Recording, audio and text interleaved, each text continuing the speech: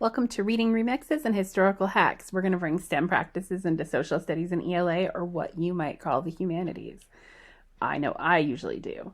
I'm Heather Gerbus, and I'm a media coordinator at East Forsyth Middle School and Winston-Salem Forsyth County Schools, and I will be your guide through this. If you use the QR code or the bit.ly link here to see the active presentation, that will be the one that we used in the live sessions during the summer of 2024 with the NCBOLD conference.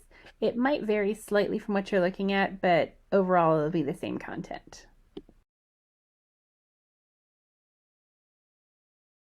Before we go any further, let's get into the ISTE digital competencies that this is going to address for you. As educators, it'll work on facilitation, collaboration, and design. If you are an educational leader, a coach, or administrator, it's going to help you empower your employees to make different decisions and to be educated about different practices. And when you're working with your students, this is something that really is very encompassing with students. Depending on how you go and what path you take, you might end up with students who are knowledge constructors.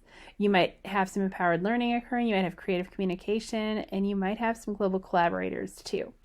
Most cases, you're going to see at least 2 to 3 of those represented very easily in everything we're going to talk about today for your students.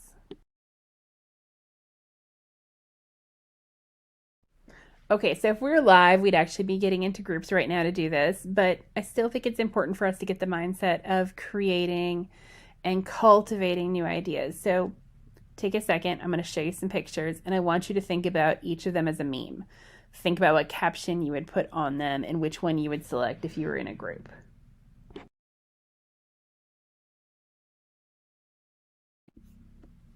Yep, I love me Abbott Elementary. Which one is it that represents your school? Some teachers on your hall, maybe?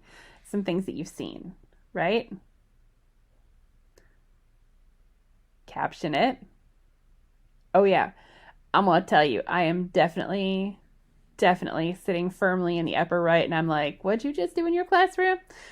But think about yours. This is awesome in terms of getting your kids thinking too, and it's not threatening. So like when you go back to school and you're thinking about icebreakers, if you ask them what they did for the summer, some had amazing summers, some really didn't. If I put up a bunch of memes and say, meme it on somebody's summer vacation, they can share if they want to, but they also can just make it funny and about something completely impersonal.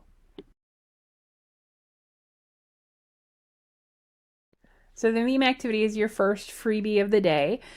Feel free to use that as your icebreaker, but here's our basic outline for our session. We are going to be creating, we are going to be thinking about things. So the first thing I want to do is reflect on a current unit or project from our content area.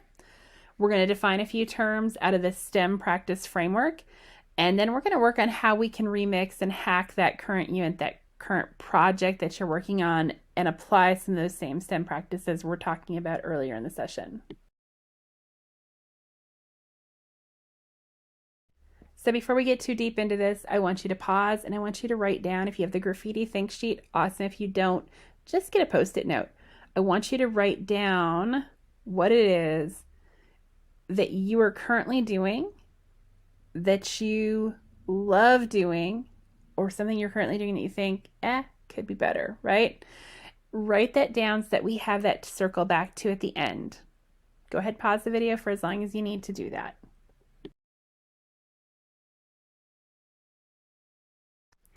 So now that you've written down your idea, we're going to get into the heart of the matter. We're going to get into the depth. And we're going to start with the terms. I'm going to start with inquiry-based learning. Now, many of you probably heard this thrown around during your teacher training programs, but how are we using it, right? Are we just using it to look up things, or are we using it to actually have kids explore questions, right? So when I taught social studies, I'm going to point out, I taught social studies and ELA for over 19 years in the classroom, including during the pandemic. One of the questions I always had kids research was, what's the difference between an illness and a plague? And that was before the pandemic occurred, because we would study things like the Black Plague, right? The bubonic plague, if you will, and really had kids look at like, what's the difference? How do you know what something is? And as you do that, like they define the terms, but then I go back to them, I'm like, oh, what does that word mean? I don't know. I defined it. I answered the question though. Well, if you don't know the answer to that question, you don't know the answer. So we had to keep digging, right? And so having that Socratic moment when you're doing inquiry-based learning, that's a learning process in and of itself. And having opinion type questions too, where there's some level of feedback, like you see in the sample here, things like, how do you know if a leader is successful? Like we put those up on our board as a big like essential question sometimes, right? Why don't we have kids just look for it and then defend? Like, how do you know a leader is successful? There's a lot of different opinions out there. Make a top 5 list. Tell us why those are the most important traits. Back it up. Prove it, right? That's inquiry-based learning. And it's inquiry-based learning that leads to deeper thinking.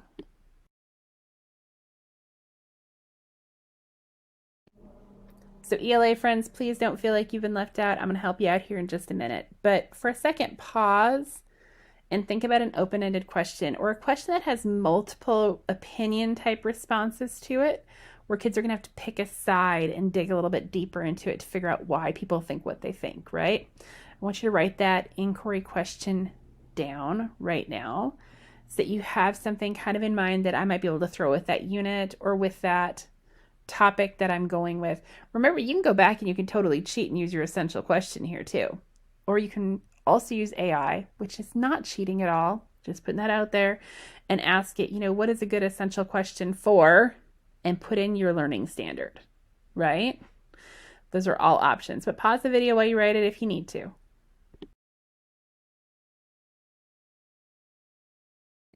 So yes, we are moving through terms very, very, very quickly here today. Our second term we're hitting is the design cycle. And this is where my ELA friends are going to be so excited. You already do it in ELA. You already do it in ELA when you do the writing process, right?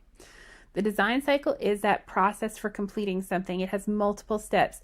It is something that involves things like brainstorming or imagining or thinking and creating prototypes or drafts. Just changing up your vocabulary sometimes makes a difference for kids, because when they hear rough draft, they're like, ugh, but when you say create a prototype of your essay, they still know it's a rough draft, but you've got their attention because you change the narrative, you change the language, right? We talk about design cycles. If you Google design cycle right now, go ahead and pause me and do it. The number of design cycles that will come back will astound you, right? So consider what you want. Some people like a linear design cycle, some like an interactive model. I personally love secular models because it shows that the work is never really done. Like we continue to improve and modify our existing product. Some people don't like that vision because they feel like there's not an end point for kids and they can get spiraled and lost in it. Think about what works for you as we look at just a few sample models here.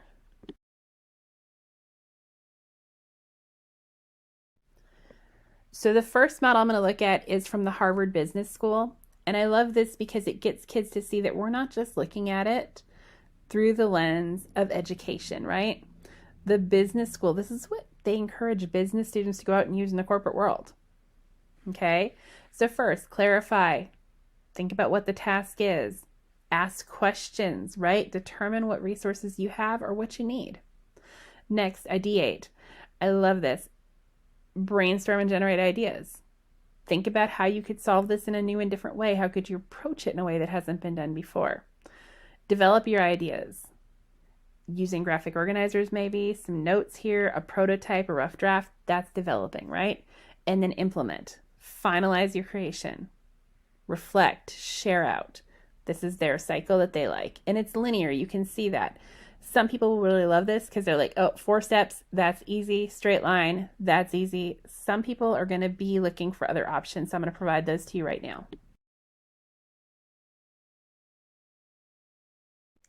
Okay, so I already told you secular is my favorite. This is probably my favorite design cycle. It's the MIT Open Learning Cycle. And there's really not a true starting point because sometimes you pick up a project or a product that's already half done or imagined and you look at modifying and making it better. But if I'm starting fresh with students, I'm actually going to start at the top in the purple circle that says discover. And what I love about this is discover is about unpack the problem, understand it, think about how this situation makes people feel or what experiences they go through. It's really about building empathy, right? Then it goes into focusing, which is identify challenges, identify the scope, right?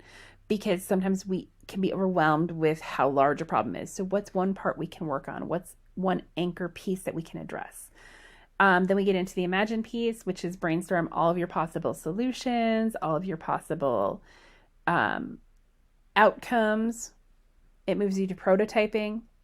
Guys, prototyping in ELA, we call that rough drafting.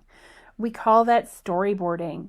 We do it all the time. It is planning for your success. We do graphic organizers, we do outlines, things like that. That's prototyping, right?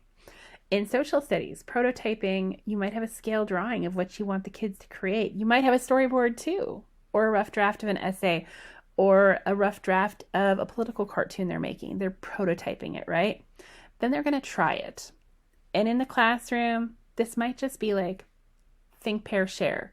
Show your table partner what you're working on. Do they like it? Do they see ways to improve it? Conference with your teacher. If you're really lucky and you have a great supportive community, reach out. One of my favorite things to do in ELA, I called it Editor's Cafe. A lot of people love Author's Cafe where they can share their writing. I always did Editor's Cafe. We're going to share the writing in process as a discussion where other people can give you feedback, right? So this is where we get into that piece where there's some minor feedback from just a few select people, but not everyone knows your thing yet. Not everyone knows your project yet. And the last piece is reflect and share. That's when you finalize your piece and you're actually going to share it with the whole class or maybe with a larger community audience. You will notice there that too, there is some circular motion back between try and prototype, right? Where you can continue to improve with that feedback and that thought partner. So my favorite, obviously, and I spoke longer about it on purpose. I'm sorry.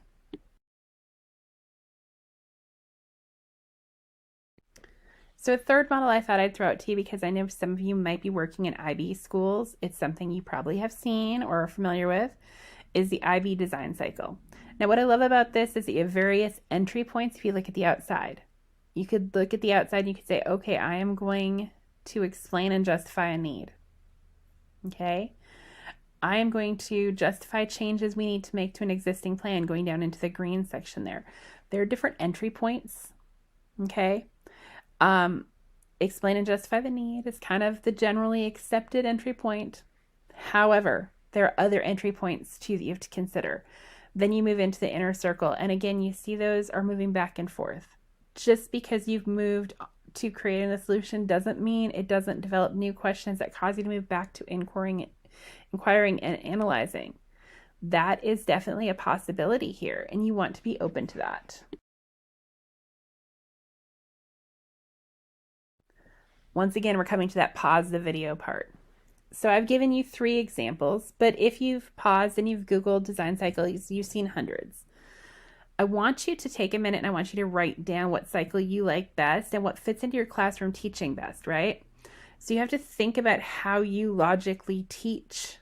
Okay, this may also challenge how you want to teach in the future, but think about where you can start in terms of a design cycle. It's really interesting if you can get your team on board or your department on board or even your whole school on board with using the same design cycle. That's super powerful for kids to see the same process occurring for different kinds of thinking. But that's a step that's much, much later in this process. You have to start by thinking about what works for you to start the process of actually being intentional with the design steps. So pause the video and write down a form that you like.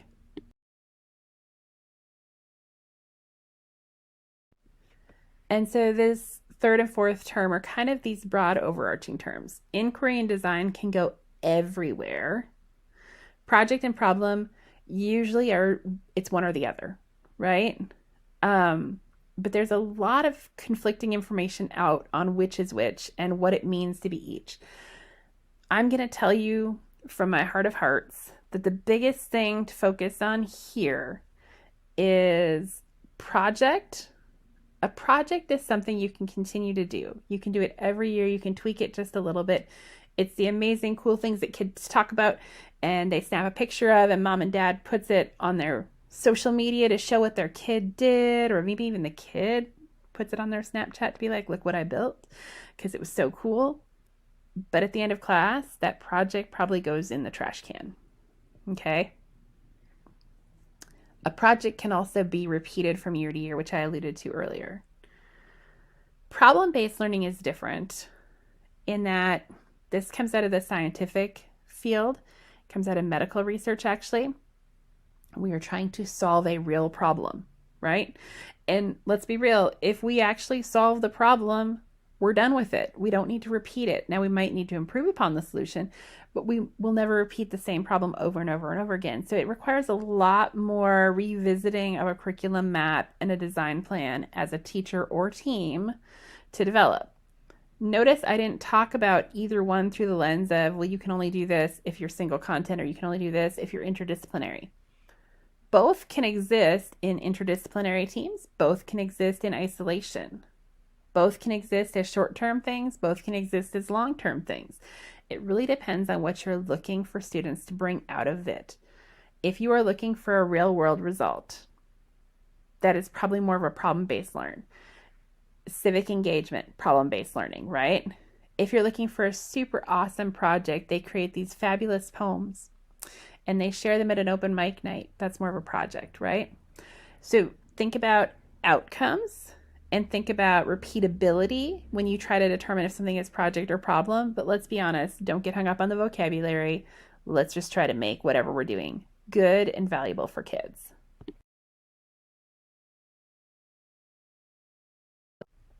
In a moment, you're going to see a whole list of resources broken out by content area and stuff like that that are inquiry, design, project, problem type ideas. But what you want to focus on right now is just a start of what that looks like. So let's give some concrete examples. The project-based sample that I'm going to give you is our sixth grade, entire grade level, read a short story called The House That Lou Built. This was in a previous school that I worked at, not my current one. After that, every student in the grade worked together to create their own tiny house model. Now, some classes were broken into partners to do this. Some classes, each student did their own, but they did it as a reflection on the novel. And they actually brought in concepts like cleanliness and talked about germs and spreading of germs through science class when they did this. They brought in budgets and scale drawings into math class. In social studies, they brought in things like how do you represent culture in design and what is cultural appropriation versus honoring a culture, right? And in ELA, they brought in just that concept of connecting this back actually to the reading and how Lou built her house. Flipping that over to a problem-based sample, when one of our advisors that we worked with in this previous STEM school that I worked at came in, she was really quick to point out the example of the kindergartner who she sat in the kindergarten class and said, we can do problem-based learning in kindergarten. And the teacher said, I don't know how. The story she told was this, and I love this story, so I used it as my example. She asked the kindergartners, what's the biggest problem in school? And one of the kids raised their hand and said, my mom says the potholes are a giant pain every day. And so she said, okay, we'll solve that. And so as kindergartners, they set about to research and to think about how roads were made, how they could solve a pothole problem. And they were able to work with partners that were older students in the school to actually create proposals and ask the school board to help work on this project with them. And ultimately, they were able to get it changed and fixed in their parking lot for the parents and the teachers, which is super cool because those kindergartners still had how many years left in that building? I think they went till 5th grade in that building to come in every day and see, we fixed that, right? They didn't have anything to take home. They didn't have anything to throw in the trash, but they had something that they visually saw that they had made a change in. And to be honest, I heard some of the kindergartners actually participate in the school board presentation, which I think is so, so phenomenal. And then seeing them collaborate across grade levels, that gets you to the problem-based learning. Is that repeatable? Not in that building because they solved the problem. They don't have potholes anymore, right? This is where you start to see those differences emerge. And this is where I hope it's giving you something more concrete to grasp onto when we talk about problem versus project.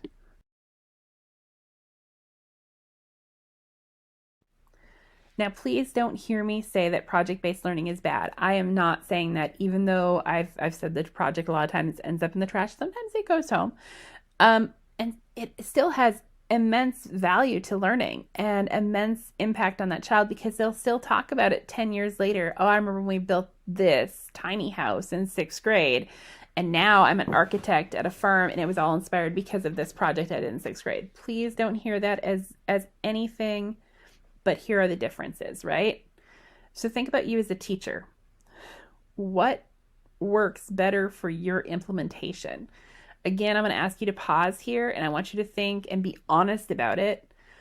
What is the way that you want to try to implement that unit, that project design that you have? Is it going to stay a project, or is it going to maybe become more of a problem-based learn, where there is maybe some civic engagement or long-term change or community change because of it?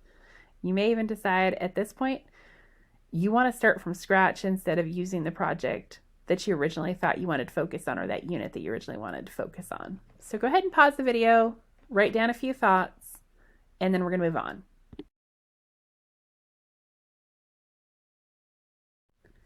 Okay, so I just wanted to prove just a little bit about project-based learning and how valuable that can be too. So I'm giving you a free idea right here.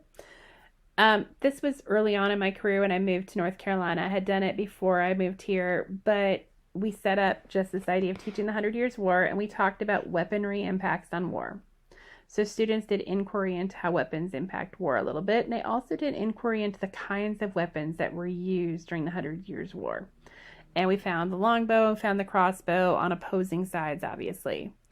So then we get the kids supplies and one class period to create their own version of a crossbow and a longbow using things like popsicle sticks and rubber bands. Everyone had the exact same materials to create with, but they could trade with one another too. Then we had data generation and analysis. Students took their longbows and their crossbows out into the hall and shot for a target. They measured weaponry in terms of its accuracy to target, in terms of the range, and in terms of the speed with which they could fire. Then they analyzed the data to determine who they thought should have won the 100 Years' War just based on weapons. Now, you'll notice possibly in that picture there's also a trebuchet. That was a bonus one that I threw in for kids to make for my creative groups that were moving a little bit quicker through the creative process. It's not necessarily one that was required, but it's one they threw in just so they could analyze that data too. We did all this before I even told them that we were going to analyze the 100 Years' War, right? So we did all this just framed around the fact that these are weapons that are in conflict. Who should win? It's project-based. My kids still talk about this. My administrator still talks about this. The people who walked by me right after I had started at that school and didn't know who I was thought I taught math or science. I was a 7th grade social studies teacher. So when you can bring those STEM practices in, you can bring in those predictions, those projects, those hands-on learning environments for kids, it's really, really powerful. And again, I will point out here that the kids actually wanted to do the design cycle and asked if they could rebuild after they had tested them in the hall on our test day.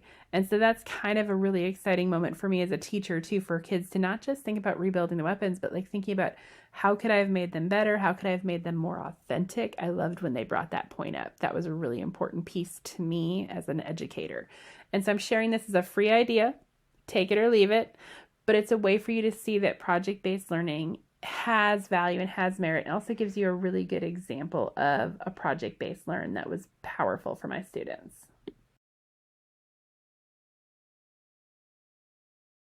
We're going to go through this slide quickly, but we're going to come right back to it, so don't get too stressed out.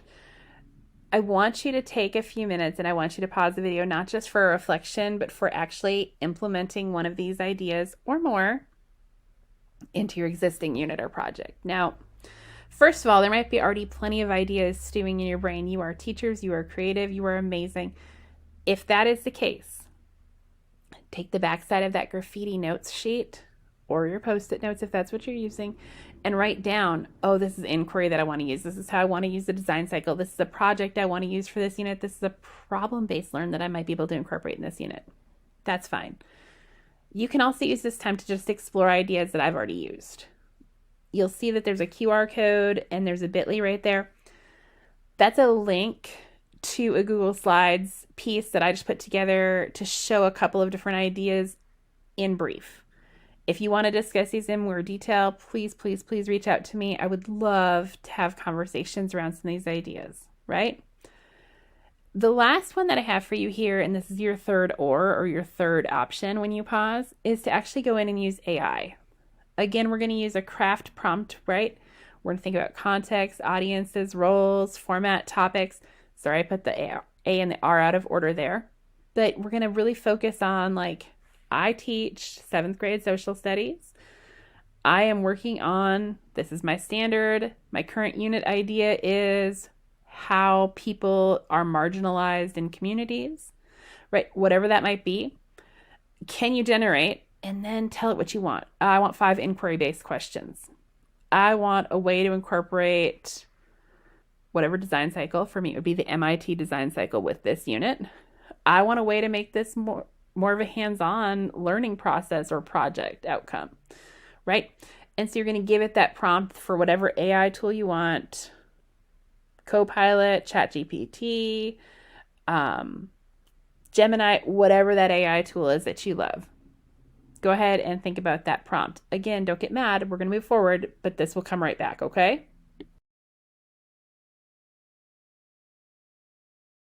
Like I said, we're going to pop because I know a lot of you are like me. And while you might have ideas about your project and you might want to use that AI tool, just like me, you're like, let's see what she has first because I want to reuse it. That is exactly what I would do. I'm not judging you at all. Trust me. Okay. So when you come here, this is a screenshot. First of all, none of these will work, but the QR and the bit.ly will work if you enter it into your computer or your phone or whatever device you're using. Okay. There are sample lesson plan ideas for language arts. There are for social studies. For social studies, I even broke it down a little bit further. World history, U.S. history, economics, government, that kind of stuff. There are also interdisciplinary ideas, and those are specific to project and problem-based learning and how you can build that. Okay? And obviously on that, there's a link back to the presentation from NCBOLD, just so you can kind of connect back to that presentation if you want to. Again, no judgment. Feel free to explore. And if you want to talk through any of these anymore, please, please, please feel free to reach out to me. I promise at the end, I'm going to give you my contact information and you can reach out via email or Twitter and really have a conversation with me about what this looks like. We can even set up like a time to go over Google Meet or Teams or Skype or Zoom, whatever you prefer, to talk about some of your ideas because I'm really, really excited about this concept and happy to help anyone who's interested in implementing it.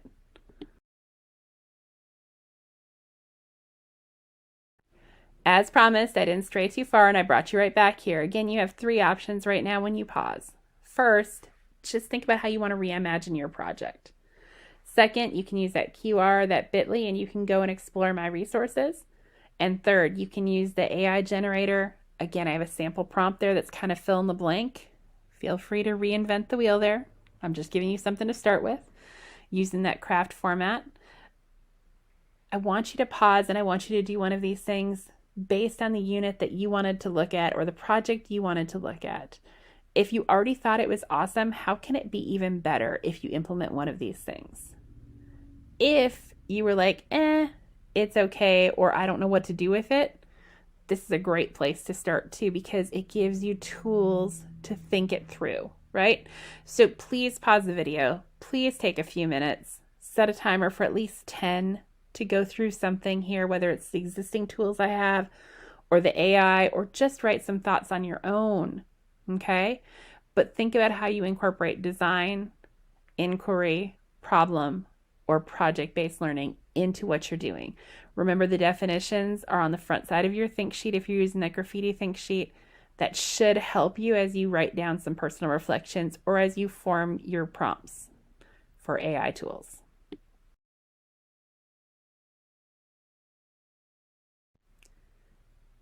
Hopefully you waited the 10 minutes that your timer had on it before you flipped and continued on. If you didn't, that's okay. I'll forgive you. But here's what I also will say to you. When we're thinking about STEM ideas, I think so often we have people that really think it's only science, it's only technology, it's only engineering, it's only math. Sometimes they'll throw the A in there for art, but they don't see how it applies outside of those fields. And I think we forget that it's not about the content, it's about the thought process that occurs. It's about the language we're using, right? It's not a rough draft, it's a prototype.